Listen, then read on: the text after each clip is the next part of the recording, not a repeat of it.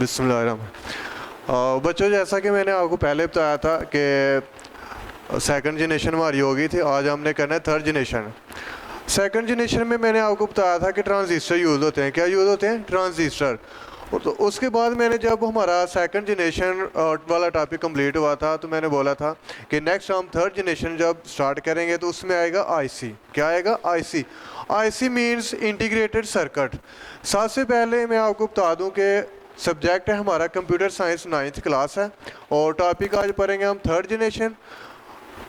तो third generation के बारे में मैंने उस दिन थोड़ा सा बताया था कि थर्ड जनरेशन में क्या क्या कुछ हो सकता है। जैसे कि आपने सेकंड जनरेशन में सारा देख लिया होगा कि उसमें ट्रांजिस्टर यूज़ होते थे। ट्रांजिस्टर मींस के साइज़ काफ़ी कम था, पहले वैक्यूम ट्यूब थे, फिर ट्रांजिस्टर थे।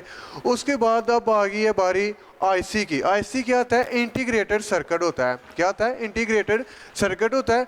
ये एक चिप तरह का होता है, मींस कि इस तरह का होगा और इसकी जो है ना नीचे ये साथ अटैच होगा जो हमारा कीबोर्ड होता है। क्या होता है?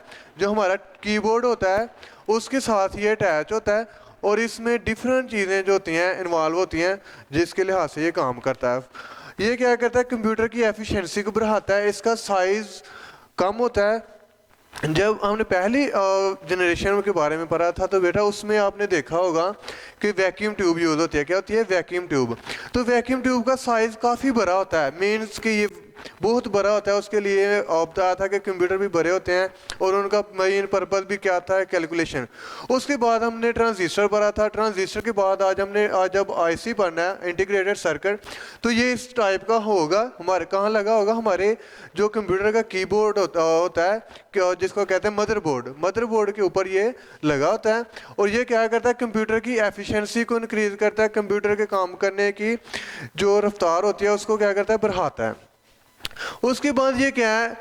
इसका कॉन्सेप्ट दिया था 1958 में जैक स्टे क्लेयर ने। कब कॉन्सेप्ट दिया था वो पूछ सकते हैं। इसके दो क्वेश्चन आ सकते हैं, जो एमसीक्यूज के हवाले से भी, शॉर्ट क्वेश्चन के हवाले से भी, कि कॉन्सेप्ट किसने दिया था और कब दिया था। एक क्वेश्चन ये हो सकता है और दूसरा क्वेश्चन ये भी हो सकता है कि इसको फर्स्ट टाइम इन्वेंट कब किया गया था और कब यूज़ किया गया था। इसके दोनों के डिफरेंट जो आंसर होंगे वो आपका ये होगा। अगर कॉन्सेप्ट का वर्ड आ जाएगा तो बेटा आपने कॉन्सेप्ट के लिहाज से बोलना है जैक एस क्लेयर ने कॉन्सेप्ट दिया था। कब दिया था? 1958 में। और जब वो पूछता है आपको एमसीक्यूज में, शॉर्ट क्वेश्चन में पूछता है कि जो आईसी इंटीग्रेटेड सर्किट था वो कब फर्स्ट टाइम इन्वेंट किया गया था और उसको कब यूज़ किया गया था, तो आपने बताना है फर्स्ट टाइम इसको 1961 में इन्वेंट किया गया था और इसको तब ही यूज़ किया गया था। उसके बाद आ जाएंगे हम इसकी साइज़ के ऊपर। जो इसका साइज़ है बेटा, जैसे कि आपको पता है कि जो जो जनरेशन आगे बढ़ती जा रही हैं साइज़ छोटे होते जा रहे हैं, तो इसका साइज़ भी जो है बहुत छोटा होता है। क्या होता है? इसका साइज़ स्मॉलर साइज़ होता है। स्मॉलर इसका साइज़ होता है। स्मॉलर स्मॉलर साइज़ मीन्स के इसका जो मेन साइज़ पड़ा हुआ है, बुक्स में लिखा हुआ है या कहीं और आगे अगर आप इंटरनेट वगैरह की फैसिलिटी लेते हैं वहाँ से देखते हैं तो इसका लिखा 1/4 स्क्वायर इंचज़ इतना इसका साइज़ होगा। कितना होगा? 1/4 स्क्वायर इंचज़। अगर वो एमसीक्यूज में पूछता है कि जो इंटीग्रेटेड सर्किट है उसका साइज़ कितना हो सकता है तो आपने बताना है कि 1/4 स्क्वायर इंचज़ इसका साइज़ हो सकता है। जैसे इसके आगे मैं आपको बताता जाऊं कि ये जो इसका साइज़ कम है, जो मैंने बताया कि जनरेशन आगे बढ़ती जाएगी इसका साइज़ कम होता जाएगा, लेकिन इनकी वर्किंग प्रोसेसिंग ज़्यादा होती जाएगी। क्या कि वर्किंग प्रोसेसिंग ज़्यादा होती जाएगी। जब इसका साइज़ कम हुआ है तो इसकी काम करने की जो रिलायबिलिटी है, जो काम करने की सलाहियत है, वो भी क्या होगी? इंक्रीज़ हो गई है। क्यों? उन्होंने क्या किया? ज़्यादा चीज़ों को एक ही जगह पर क्या किया है? रख दिया ताकि अगर ख़राब भी हो तो एक ही चीज़ को वो सही कर सकें। तो इसका साइज़ तो मैंने आपको बता दिया बहुत कम होता है। उसके बाद ये रिलायबल होता है। इसका जो काम करना होता है ये रिलायबल होता है। क्या होता है? रिलायबल वर्किंग करता है। ये क्या करता है? रिलायबल वर्किंग करता है। जैसे कि इसका साइज़ कम हो गया तो इसकी क्या होगा? प्राइस भी कम हो जाएगी। प्राइस भी लो प्राइस हो जाएगी इसकी प्राइस भी लो हो जाएगी। जो जो मीन्स कि एक बिल्डिंग को आप बनाते हैं तो देखिए उसके ऊपर ज़्यादा एक्सपेंस आता है, जब आप छोटा कमरा वगैरह बनाते हैं तो उसके ऊपर कम एक्सपेंस आता है। इसी तरह जो आपने वैक्यूम ट्यूब बनाई थी उसमें वो बहुत बड़ी थी, उसका साइज़ बहुत बड़ा था, तो जब उसको हमने बनाना था तो उसके ऊपर बहुत ज़्यादा एक्सपेंसेस हो रहे थे, बहुत ज़्यादा अखराजात हो रहे थे। जैसे हम आगे गए हैं, जैसे हम आईसी पे आ गए हैं, तो ये इसका साइज़ क्या हो गया, स्मॉलर हो गया। जब इसका साइज स्मॉलर हो गया तो इसके ऊपर जो प्राइस होगी वो भी क्या हो जाएगी, कम हो जाएगी। क्या हो जाएगी, कम हो जाएगी। जब इसकी प्राइस कम हो जाएगी तो ये इजीली अवेलेबल होगा, लोग इसको ज़्यादा परचेज करेंगे, ज़्यादा यूज़ करेंगे। उसके बाद आ जाएगा कि जैसे ये साइज भी छोटा हुआ तो इसमें एक और इन्वेंशन उन्होंने कर दिया कि मैग्नेटिक जो होती है magnetic core memory, magnetic core memory उन्होंने इसमें यूज़ किया है। Means magnetic core memory use करने का मकसद क्या है,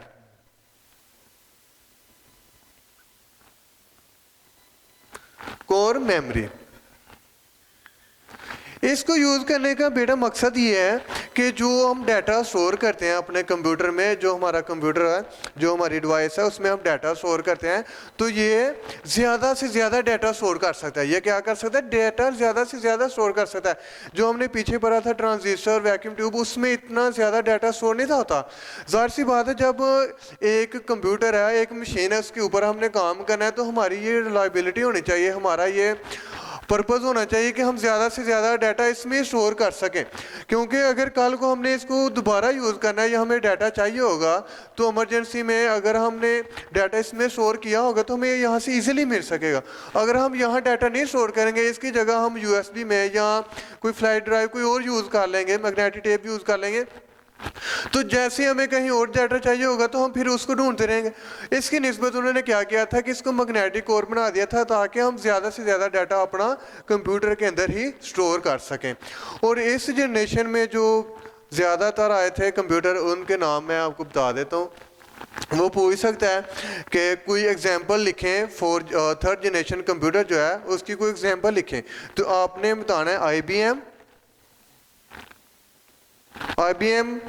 आगे आ जाएगा 360 IBM होता है इंटरनेशनल बिजनेस मशीन। IBM क्या होता है, इंटरनेशनल बिजनेस मशीन। उसके बाद DEC होता है,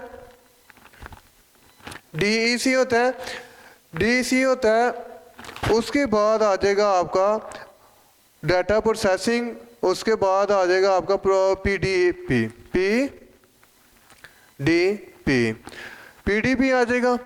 ये अगर कोई पूछता है कि थर्ड जनरेशन कंप्यूटर जो है हमारा, उसकी कोई एग्जांपल दें, तो आपने इनमें से कोई भी एग्जांपल देनी है। ये 3-4 मैंने लिखी हैं, इनमें से कोई भी आप एग्जांपल दे सकते हैं। या MCQ में भी पूछ सकते हैं, 3-4 लिख देगा, एक इसमें से लिख देगा, 2 थर्ड जनरेशन में और सेकंड जनरेशन में और कुछ फर्स्ट जनरेशन में लिख देगा, और पूछ सकता है कि वो इसमें से थर्ड जनरेशन वाला जो कंप्यूटर है उसका नाम क्या है।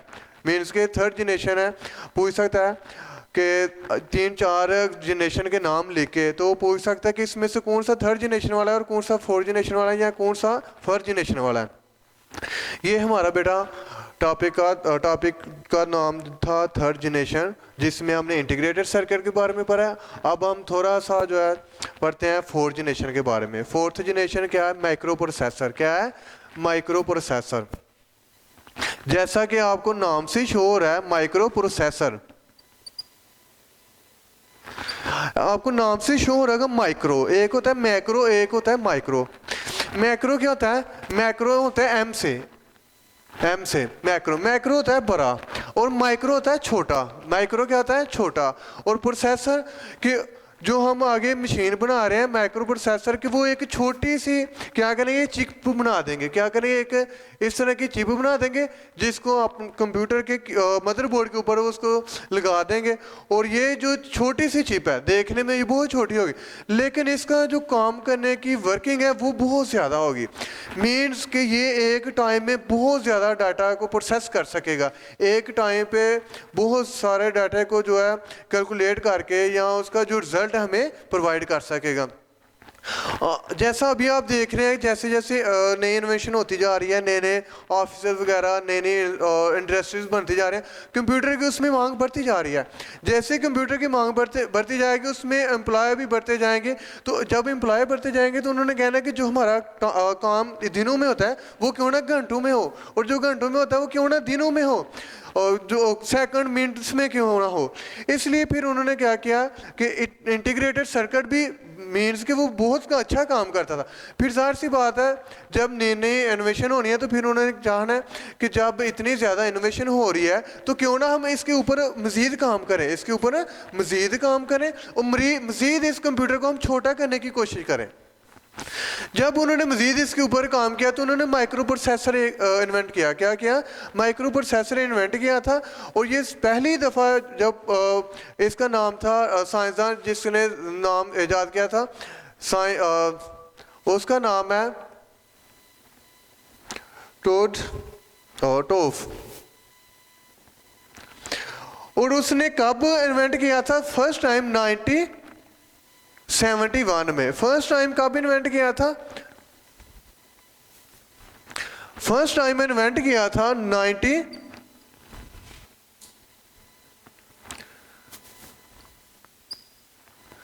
फर्स्ट टाइम 1971 में इन्वेंट किया था। किसने किया था? साइंसदान का नाम है टोफ।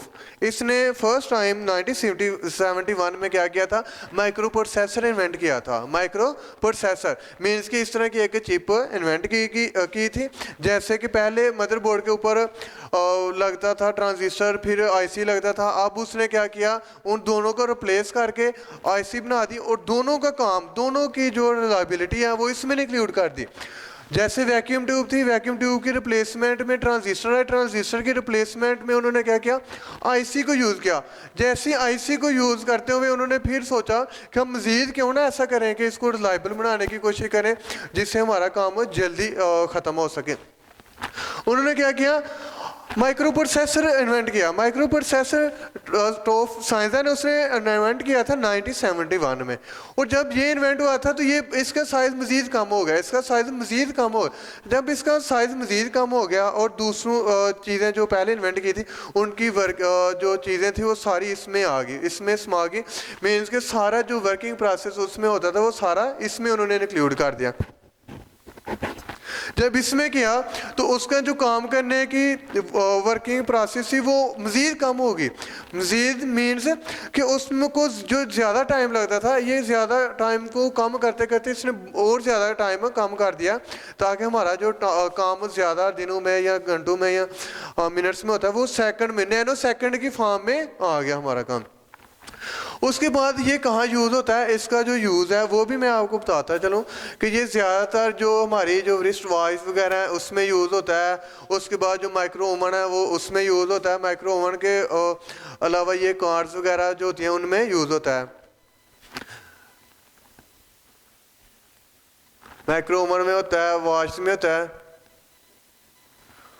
उसके बाद कार्स में होता है। ये किस तरह यूज़ होता है अब ये देखें। जो माइक्रो ओवन है वो कितनी जल्दी काम करता है। अगर हम उसमें कोई चीज़ गर्म करना चाहते हैं तो वो देखें कितने टाइम में हमें उस गर्म करके दे देता है। और इसका क्या काम है?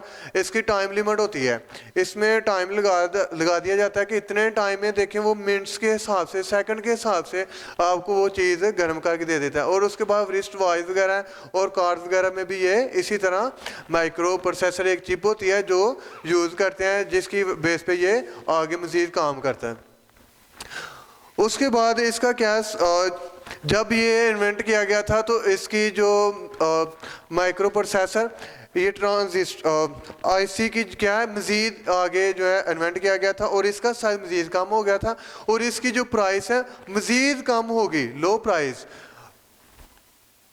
मीन्स कि मोर लो प्राइस आ गई थी। क्योंकि जब इसका साइज़ कम होता जाएगा तो जाहिर सी बात है फिर इसकी प्राइस भी क्या होती जाएगी? कम होती जाएगी। जब इसकी प्राइस भी कम होती जाएगी तो ये क्या होगा? फिर ज़्यादा अवेलेबल और ज़्यादा लोग इसको यूज़ करेंगे, ज़्यादा प्रेफरेंस इसको प्रीफर करेंगे। इसको क्या करेंगे, इसको ज़्यादा प्रीफर करेंगे कि एक चीज़ है ट्रांजिस्टर या सेकंड जनरेशन या थर्ड इंटीग्रेटेड सर्किट वाली हम कंप्यूटर लेते हैं, सेकंड जनरेशन या थर्ड जनरेशन या वन जनरेशन, तो अब वैसे नहीं आ रहा। तो अगर हम वो लेते हैं उसमें इतने ज़्यादा एक्सपेंस होते हैं, मीन्स एक तो इतना बड़ा साइज़ होगा उसका, दूसरे नंबर पे उसकी प्राइस भी ज़्यादा होगी, तो फिर ये तो उनके लिए रखने के लिए भी जगह भी उसके लिए काफ़ी ज़्यादा चाहिए होगी, मीन्स के एक्सपेंसिव भी काफ़ी ज़्यादा चाहिए होगी। उसकी बेस पे लोग क्या करते हैं, फिर जब चीज़ें मार्केट में लेने जाते हैं तो वो चीज़ों में जो है देखते हैं कि कौन सी चीज़ हमारे लिए ज़्यादा फ़ायदेमंद है, इसमें प्राइस का क्या हिसाब है, और इसकी वर्किंग के हिसाब से भी देखते हैं, प्राइस, वर्किंग और सारी उसकी रिलायबिलिटी सब कुछ देखना होता है यूज़र ने। जब माइक्रो प्रोसेसर आ गया तो इसमें क्या हो गया, इसमें जो इंटरनल स्टोरेज है कंप्यूटर की, जो कंप्यूटर की क्या है इंटरनल स्टोरेज है, इंटरनल स्टोरेज है वो मज़ीद उन्होंने बढ़ा दी। अब एक कंप्यूटर है उसमें डाटा 5 GB स्टोर होता है या 10 GB होता है, तो उन्होंने क्या किया कि जो माइक्रो प्रोसेसर जब इन्वेंट किया था तो इसमें उन्होंने टेराबाइट की फॉर्म में, मीन्स कि टेराबाइट की कई GB की फॉर्म में डाटा इसमें स्टोर करना शुरू कर दिया। तो इसमें जो यूज़र है उनको फ़ायदा ये है कि वो कम पे करके ज़्यादा इसमें डाटा भी स्टोर कर सकते हैं, अपना जो वर्किंग कर रहे हैं उसको भी एफिशिएंसी बना रहे हैं। उसके बाद जो उनका काम दिनों में होता था वो घंटों में, सेकंड्स में, मिनट्स में, नैनो सेकंड्स में हो रहा है, तो उसकी निस्बत फिर जो यूज़र है वो इसको प्रेफर करेंगे जब तो इसमें इंटरनल स्टोरेज जो होती है कंप्यूटर के अंदर, जो रैम और रोम होती है, उसका रोम भी क्या करेंगे, उसको ज़्यादा कर देंगे ताकि हमारा ज़्यादा डाटा जो हम कंप्यूटर के ऊपर काम कर रहे हैं वो हमारा डाटा जो है वहाँ हमने काम किया वो सारा हमारे कंप्यूटर के अंदर ही स्टोर हो, ना कि हम उसको USB में या किसी ड्राइव वगैरह में स्टोर करके अपने पास रखें। इसमें स्टोर करने का फ़ायदा ये है कि अगर हम अपना कंप्यूटर को एक जगह से दूसरी जगह भी लेके जाते हैं, यूज़ करते हैं, तो हम उसको वहाँ अपने डाटा को देख सकते हैं। अगर हम USB में करेंगे या किसी ड्राइव वगैरह में करेंगे तो वो मे भी हमारे पास उस टाइम हो या ना हो, तो वो हमारे लिए मसला हो जाएगा। इसलिए फिर वो क्या किया, तो उन्होंने इंटरनल स्टोरेज कंप्यूटर की इंक्रीज़ कर दी, बढ़ा दी, ताकि वो जो हमारा डाटा वो सारा कंप्यूटर के अंदर ही स्टोर हो। उसके बाद इसका साइज़ जो है बहुत कम कर दिया गया था। साइज़ जब इसका कम कर दिया तो ज़ाहिर सी बात है फिर इसको रखने में भी इतनी दिक्कत नहीं होगी, आप जहां मर्जी इसको उठा के ले जा सकते हैं, मीन्स के अपने साथ भी इसको कहीं भी ले जा सकते हैं। और इसकी जो एग्जांपल है वो आ जाएगी IBM and PC and IBM, इसकी क्या आ जाएगी, दो एग्जांपल आ जाएंगी। और इसको IBM पीछे भी हमने पढ़ा था, तो मज़ीद उसको क्या किया उन्होंने, लाइब्रेरी बना के उसका साइज छोटा उस मशीन का करके, तो उसमें जो पिछले वाली वर्किंग थी उसको भी इसमें इंक्लूड करके इसको ज़्यादा एफिशिएंट बना दिया ताकि हमारा काम जल्दी हो सके इसमें। तो आज हमने पढ़ा बेटा, पहले हमने पढ़ा था थर्ड जनरेशन, उसके बाद हमने पढ़ा था फोर्थ जनरेशन। पहले हमने ट्रांजिस्टर के बारे में पढ़ा था, ट्रांजिस्टर IC के बारे में, IC के बारे में पढ़ा था, इंटीग्रेटेड सर्किट के बारे में। पहले IC के बारे में पढ़ा था, उसके बाद हमने पढ़ा था माइक्रो प्रोसेसर।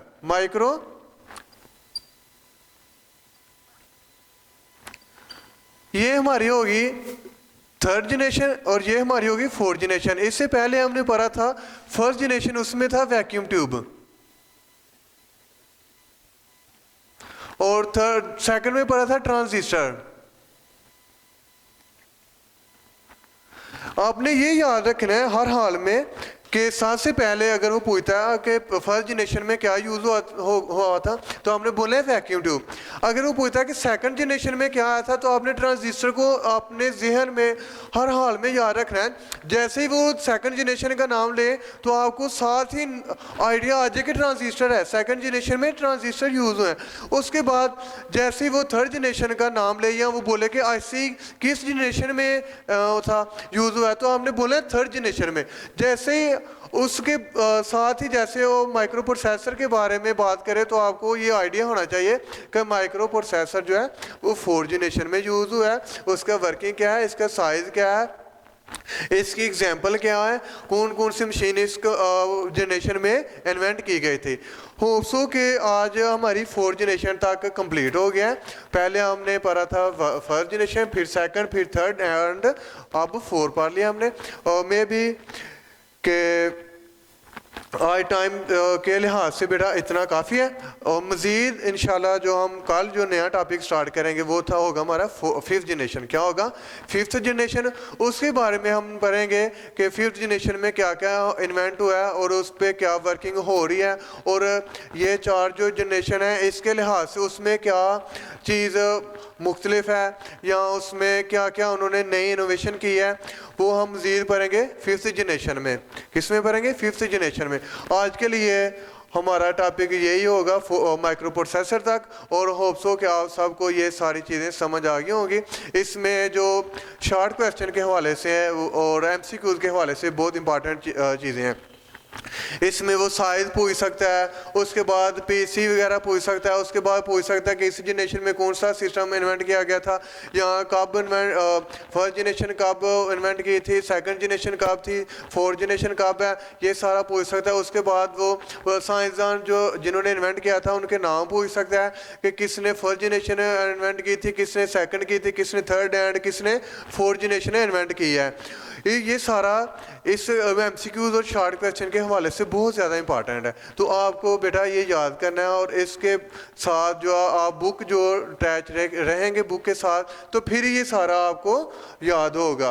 क्योंकि यहाँ तो मैंने पढ़ा दिया, मुझे तो पता है यहाँ कौन से साइंसदान ने क्या इन्वेंट किया है, कब इन्वेंट किया है, फर्स्ट में क्या हो रहा है, सेकंड में क्या हो रहा है। जब तक आप इसको पढ़ने के साथ साथ बुक को नहीं देखेंगे तो आपको ये याद नहीं होगा, क्योंकि आपको जो चीज़ सुनी होती है वो मे भी टाइम के साथ साथ भूल जाती है, लेकिन जो चीज़ हमने रीड की होती है वो बहुत ज़्यादा टाइम के बाद हमें भूलती है। तो इसलिए बेटा यहाँ पढ़ाने का मकसद ये है कि आप साथ बुक को भी अटैच रखें, साथ ये लेसन भी लें और साथ बुक को भी रखें, ताकि आपको दोनों में कंपैरिजन करके आप उसको समझ सकें, आपको ज़्यादा नॉलेज उसमें मिलेगा।